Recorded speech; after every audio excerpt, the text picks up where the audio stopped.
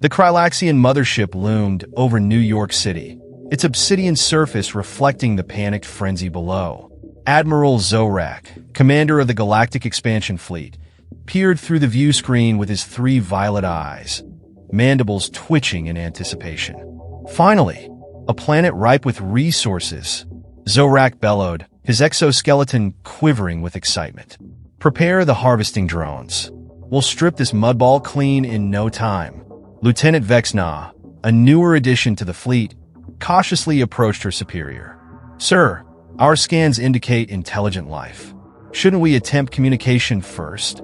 Zorak swiveled his head, fixing Vexna with a dismissive glare. Bah! These primitives barely have space travel. What could they possibly offer us? Down on Earth, the United Nations Security Council convened an emergency session. Representatives from every nation huddled together, their faces a mix of fear and determination. Dr. Amara Okonkwo, Earth's leading xenolinguist, stood before the assembly. Ladies and gentlemen, we've decoded their transmissions. They're here for our resources, but they seem to have a flawed understanding of our civilization. U.S. President Tanner leaned forward, brow furrowed. Flawed how exactly? Amara took a deep breath. They think we're pre-industrial. Their scans missed most of our technology. They have no idea about our economic systems, our global trade networks, or our capacity for innovation. A murmur rippled through the room. Chinese Ambassador Lin Jie stood up, a glimmer in her eye. Are you suggesting what I think you're suggesting, Dr. Okonkwo? Amara nodded, a sly smile spreading across her face. Indeed, Ambassador. I believe we have an opportunity here. These aliens might have advanced technology, but they clearly lack understanding of complex economic systems. We could use this to our advantage. Russian President Volkov slammed his fist on the table, a booming laugh echoing through the chamber. We'll give them resources all right, packaged, branded, and with a hefty price tag. The room erupted in a mixture of nervous laughter and excited chatter. President Tanner raised his hands, calling for silence. All right, people, we need a plan. How do we approach these aliens without getting ourselves vaporized? That's when Jackson Reeves, CEO of Global Innovations Incorporated, stepped forward. His piercing green eyes scanned the room, commanding attention without a word. Ladies and gentlemen, I believe I have a proposition that might just save humanity and make us a tidy profit in the process. The room fell silent, all eyes on Jackson. He smoothed his impeccably tailored suit and continued. These aliens want resources? Let's give them something they've never seen before. Something that will make them question everything they think they know about us. Ambassador Lin Jie leaned in, intrigued. And what might that be, Mr. Reeves? Jackson's lips curled into a confident smirk. Why, the most powerful resource humanity has ever created. Free market capitalism. The silence stretched for a moment before the room exploded into a cacophony of voices. Some shouted objections, others voiced enthusiastic support. Through it all, Jackson stood firm, his eyes never leaving the image of the Krylaxian ship on the main screen. As the debate raged on, Dr. Amara Okonkwo found herself staring at the same image. She couldn't shake the feeling that humanity was about to embark on its most audacious gambit yet. The fate of Earth hung in the balance, and their weapons would be spreadsheets, market analysis, and the insatiable human drive for profit. Little did the Krylaxians know, they were about to get a crash course in Earth Economics 101, and the universe would never be the... No! Scratch that last line. The first intergalactic trade negotiation was about to begin, and humanity was holding all the cards. They just had to play them right. As the Krylaxian delegation descended from their ship, the streets of New York City fell eerily quiet. The aliens towering, insectoid forms cast long shadows across the evacuated avenues. Admiral Zorak led the group, his mandibles clicking with impatience. Well, where are your leaders, humans? We haven't got all solar cycle. Zorak's voice boomed, echoing off the skyscrapers. From the steps of the United Nations headquarters emerged a small group of humans. Dr. Amara Okonkwo stepped forward, flanked by Jackson Reeves and a team of Earth's top economists and diplomats. Greetings, honored visitors, Amara called out, her voice steady despite the adrenaline coursing through her veins. We welcome you to Earth.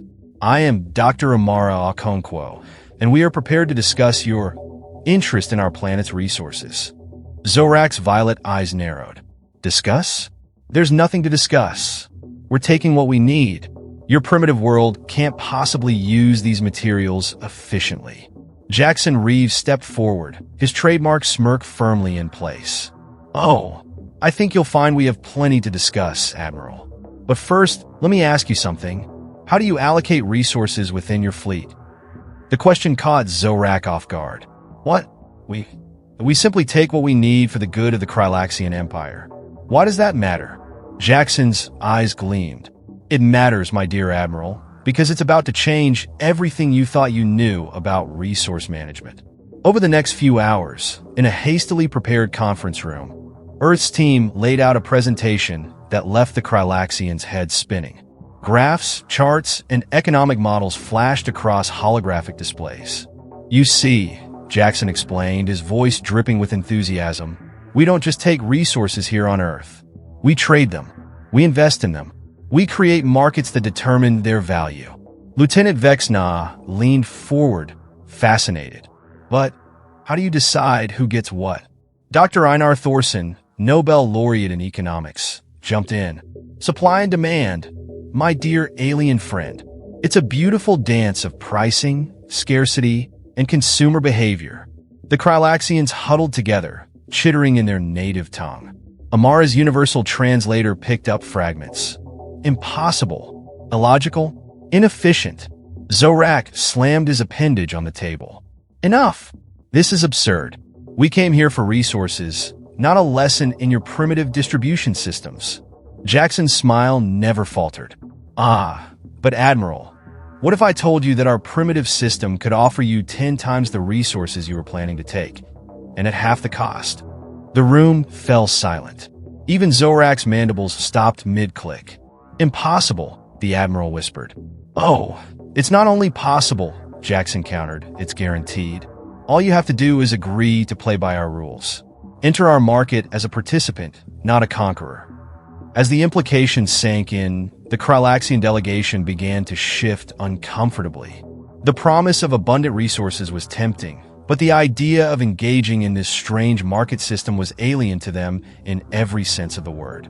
Vexna, ever the curious one, spoke up.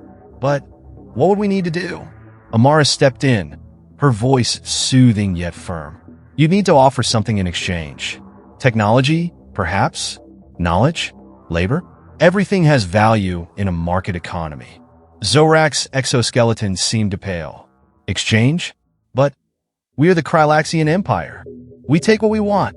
Jackson leaned in, his voice low and compelling. And how's that working out for you, Admiral? Constantly searching for new worlds to strip bare? Always on the move? What if I told you that with our system, you could have a sustainable source of everything you need? The word sustainable hit Zorak like a photon torpedo.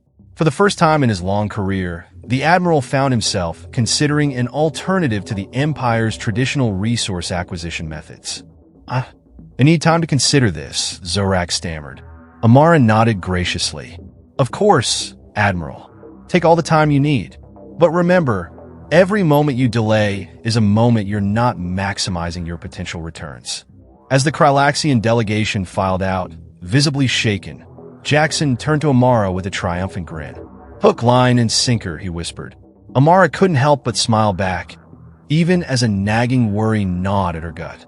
They'd bought Earth some time and potentially averted an invasion, but they'd also just introduced an interstellar empire to the concept of capitalism. I hope we know what we're doing, she murmured. Jackson's eyes glinted with a mixture of excitement and something darker. Oh, we do, Dr. Okonkwo. We're about to become the ultimate middlemen in a galactic marketplace. And believe me, business is about to boom. As the sun set over New York, casting an orange glow on the Krylaxian mothership, humanity held its breath. The next few days would determine not just the fate of Earth, but potentially the economic future of the entire galaxy. And somewhere in the vastness of space, invisible market forces were beginning to shift, rippling out towards unsuspecting alien civilizations. The game was about to change, and Earth was holding all the chips. The next few days were a whirlwind of activity. The United Nations building had been transformed into a makeshift galactic trade center, with holographic displays of stock tickers and commodity prices floating in every available space. Jackson Reeves stood before a group of bewildered Krylaxian officials, pointing at a complex chart. And this, my friends, is what we call a futures contract. You're not just buying resources, you're betting on their future value. Admiral Zorak's mandibles twitched nervously. Betting? But how can we predict the future? Dr. Amara Okonkwo stepped in, her voice calm and reassuring. You can't predict it perfectly, Admiral. That's what makes it exciting. It's about analyzing trends, understanding market forces, and sometimes taking calculated risks. Lieutenant Vexna, who had been furiously taking notes, looked up with wide eyes. It's like tactical planning for resource acquisition, but with numbers instead of warships. Jackson beamed at her. Exactly. You're catching on quick, Lieutenant. There might be a place for you on the New York Stock Exchange yet. As the Krylaxians grappled with concepts like supply and demand, a small team of human economists huddled in a corner, speaking in hushed tones. Are we sure about this? Whispered Dr. Elena Rodriguez, a behavioral economist. We're introducing an expansionist empire to one of the most powerful forces in human history.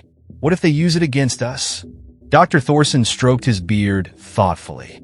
It's a calculated risk, Elena. But remember, they're starting from zero. We've had centuries to refine these systems. We'll always be steps ahead. Meanwhile, in orbit, the crew of the Krylaxian mothership was in chaos. Supply officers argued over resource allocations. Engineers debated the value of their technical knowledge in human markets, and more than a few crew members had started secret pools betting on Earth commodity prices. Back on the ground, Jackson was in his element. Now, let's talk about diversification. You don't want to put all your eggs in one basket, or should I say, all your Zorblax crystals in one asteroid belt. Admiral Zorak, looking more exhausted by the hour, raised a tentative appendage. But what about our mission? The Empire expects us to return with resources. Amara placed a comforting hand on the Admiral's exoskeleton. Admiral, think bigger. With what we're teaching you, you can return with something far more valuable than raw materials. You'll bring back the knowledge to revolutionize your entire economy. As if on cue, a junior Krylaxian burst into the room, waving a data pad frantically. Admiral, we've just made our first profit on the human stock market. Our investment in something called tech startups has yielded a 200% return. The room erupted in chittering excitement. Even Zorak's eyes seemed to gleam with a new light, the unmistakable glint of potential profit. Jackson seized the moment. Ladies, gentlemen, and esteemed alien visitors, that is the power of free market capitalism. And we're just getting started. But as the celebrations continued, Dr. Rodriguez pulled Amara aside. We need to talk, she whispered urgently. I've been running some models, and, well, you need to see this. In a quiet corner, Elena pulled up a holographic projection. Look at these projections.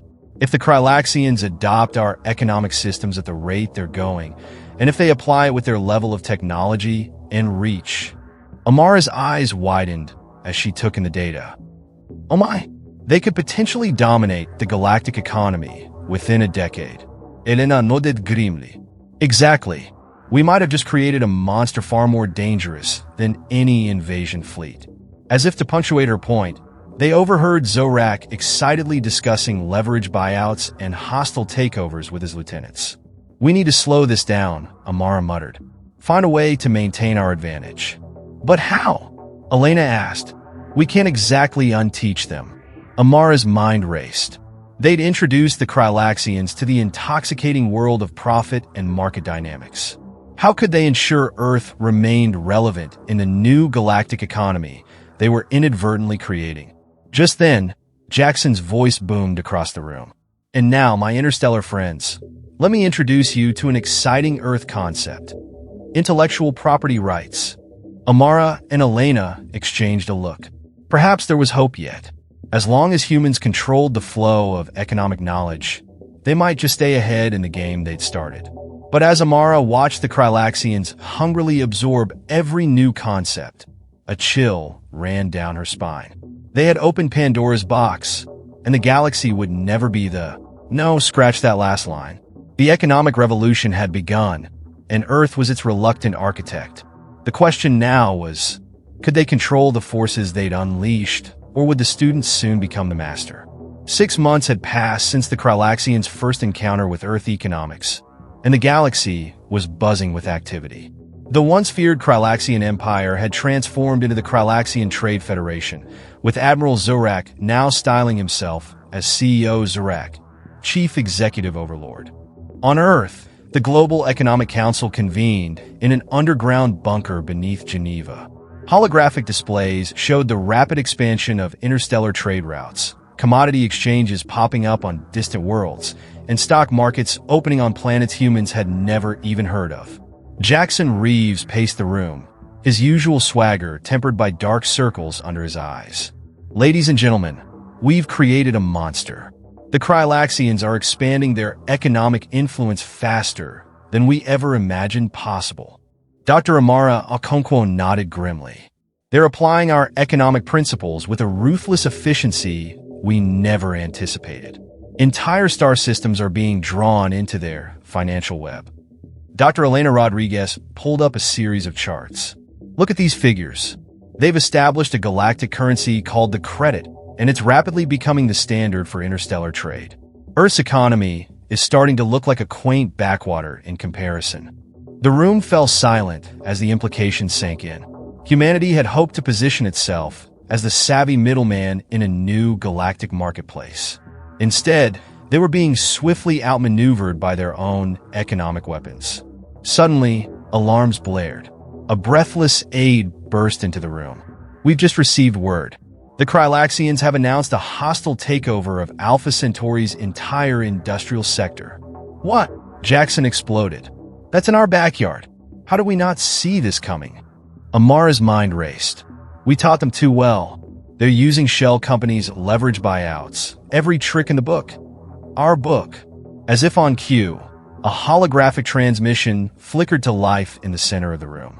CEO Zorak's insectoid face filled the display, mandibles curved in what could only be described as a smirk.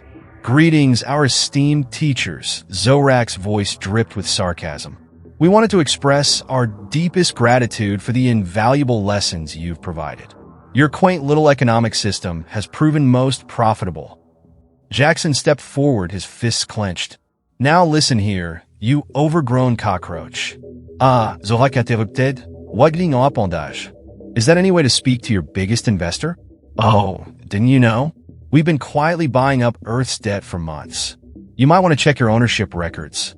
The room erupted into chaos. Economists frantically checked data pads. Security personnel barked into comms, and more than a few diplomats looked ready to faint. Amara pushed her way to the front. What do you want, Zorak?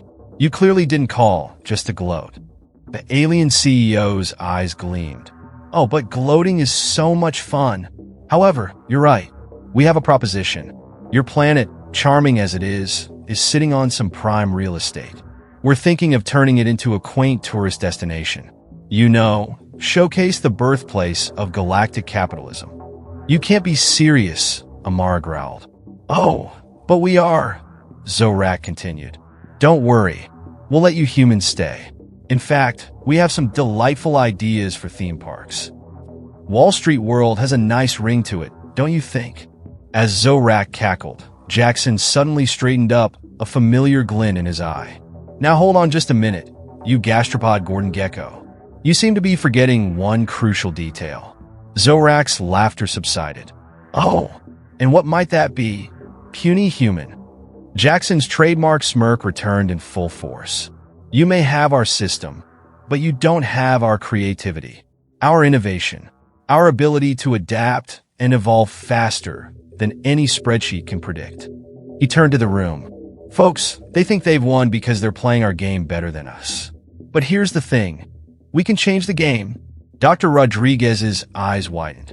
The cyclical nature of economic systems. Of course, we're due for a paradigm shift. Amara caught on quickly. Jackson's right. We introduced them to capitalism, but that's just one of our economic models. We have others. Hybrid systems. Experimental models we haven't even fully explored yet. Zorak's mandibles twitched nervously. What? What are you talking about? Jackson leaned in close to the hologram, his voice low and dangerous. Let me put it in terms you'll understand, bug boy. We're about to disrupt the hell out of your market. As Zorak's image flickered away, the room buzzed with renewed energy. Economists huddled together, throwing out radical ideas. Blockchain-based resource allocation, AI-driven market regulation, quantum economics. Amara turned to Jackson, a mix of hope and trepidation in her eyes. Can we really pull this off? Create an entirely new economic system before they crush us? Jackson's grin was equal parts terrifying and exhilarating. Oh, we'll do more than that, document. We're going to remind the galaxy why you should never underestimate human ingenuity. As the team got to work, the fate of Earth, and possibly the entire galactic economy, hung in the balance. The next move would determine whether humanity would become a footnote in cosmic history or the architects of a new economic order. The game wasn't over. It was evolving. The following months were a whirlwind of economic innovation and galactic turbulence. Earth's brightest minds worked around the clock, fueled by a cocktail of caffeine, desperation, and that uniquely human brand of stubborn defiance. Dr. Amara Okonkwo stood before a holographic display, her eyes bloodshot but burning with intensity. All right, team, let's recap our economic evolution initiative. Where do we stand? Dr. Elena Rodriguez stepped forward, swiping through a series of complex diagrams. We've successfully implemented the quantum entangled transaction system. It's faster than anything the Krylaxians have, and nearly impossible to manipulate. Jackson Reeves, looking somewhat disheveled, but grinning like a madman, chimed in. And our AI-driven regulatory algorithms are learning at an exponential rate. They're predicting market shifts before they even happen.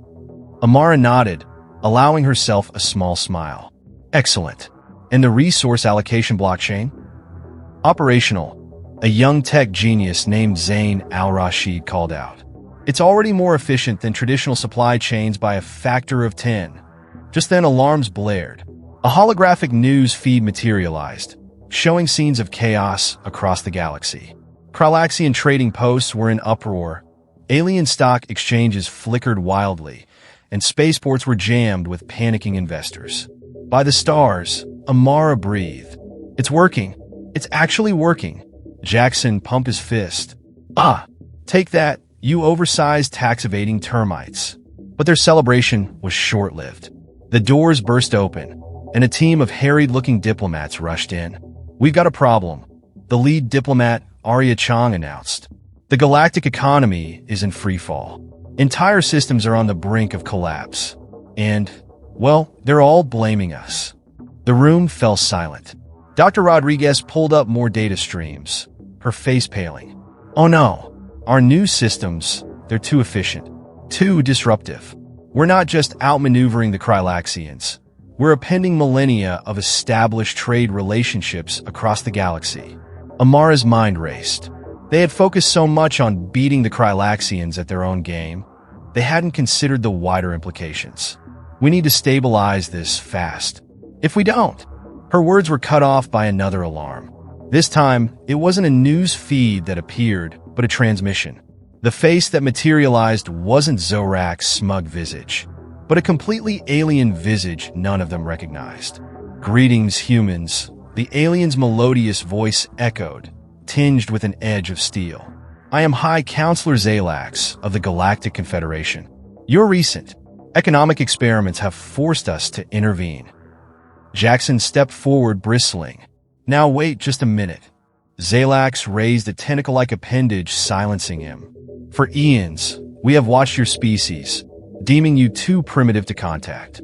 We allowed the Krylaxian incursion as a test, curious to see how you would respond.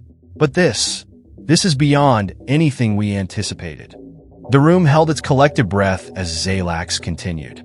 You've demonstrated an alarming capacity for both innovation and destruction. In mere months, you've reshaped the economic landscape of half the known galaxy. Impressive and terrifying. Amara found her voice. High Counselor, we meant no harm. We were only trying to protect ourselves, our world. Intentions are irrelevant, Zalax interrupted. The fact remains that your actions have far-reaching consequences. The Galactic Confederation cannot allow a single species, especially one as unpredictable as yours, to wield such influence. Jackson's eyes narrowed. So what? You're here to shut us down? Good luck with that, squid face. But to everyone's surprise, Zalax's expression softened slightly. No, Mr. Reeves. We're here to offer you a job. The room erupted in confused murmurs. Amara stepped closer to the hologram. I don't understand. Zalax's alien features arranged themselves into what might have been a smile. Your species has demonstrated a unique talent for economic innovation, adaptation, and yes, even chaos. The Confederation believes these qualities could be useful if properly channeled. What exactly are you proposing? Dr. Rodriguez asked cautiously. We're offering Earth a seat on the Galactic Economic Council, Zalax explained. You'll work with representatives from across the galaxy to reshape and stabilize the interstellar economy. In return, Earth will gain protection, resources, and access to technologies beyond your wildest dreams. The humans exchanged looks of shock, disbelief, and slowly dawning excitement. Jackson, never one to miss a beat, grinned widely. Well, folks, looks like we just landed the ultimate consulting gig. Amara, however, remained cautious. And the Krylaxians? Zalax's expression turned stern. They will be dealt with. Their aggressive economic expansion has not gone unnoticed. Perhaps some time managing a small asteroid-based economy will teach them humility. As the implications sank in, a mix of emotions swept through the room. Relief, triumph, and more than a little apprehension at the enormous responsibility they were about to undertake. Amara stepped forward, her voice steady. High Counselor Zalax, on behalf of Earth, we accept your offer. But I have to ask, why trust us with this? After everything we've done? Zalax's alien eyes seemed to twinkle with something akin to amusement. My dear Dr. Okonkwo, in all our millennia of watching the cosmos, we've learned one undeniable truth. The most dangerous species are often the most valuable, if you know how to harness their potential. As the transmission ended, the humans stood in stunned silence, the weight of the galaxy's economic future suddenly on their shoulders. Jackson, ever the opportunist, broke the silence. Well, team, looks like we got our work cut out for us. Who's ready to rewrite the economic rulebook for the entire freaking galaxy? And as Earth prepared to take its place on the galactic stage, one thing became abundantly clear. In the grand cosmic game of resource management and market forces, humanity had just become the ultimate wild card. The universe would never be the SA. No, scratch that last line. The cosmic ledger had been balanced, but the audit was far from over.